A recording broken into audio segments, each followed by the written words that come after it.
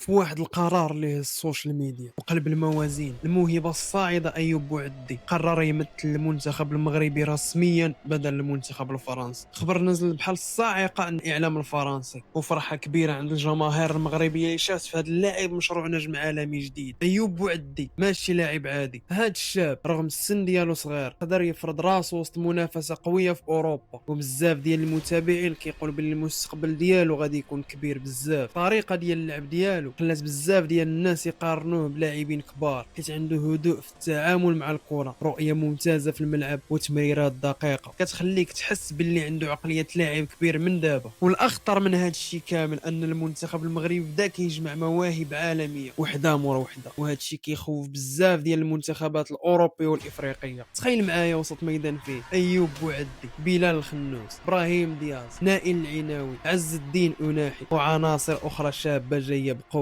صراحة كاينين الناس بداو كيهضروا على جيل ذهبي جديد يقدر يوصل المغرب لأبعد نقطة في كأس العالم الجاي إن شاء الله. ولكن قبل ما نكملوا خلينا لايك وأبوني. المثير في القصة هو أن فرنسا كانت باغية تربح أيوب بوعدي بأي طريقة، خصوصا انه كيتعتبر من ابرز المواهب الصاعده عندهم، ولكن في الاخير اللاعب اختار الدم وقميص المنتخب المغربي. هذا القرار عطى رساله قويه بزاف، المغرب ولا عنده مشروع كبير واللاعبين الشباب بداو كيامنوا بالمستقبل ديال المنتخب الوطني اكثر من اي وقت فات.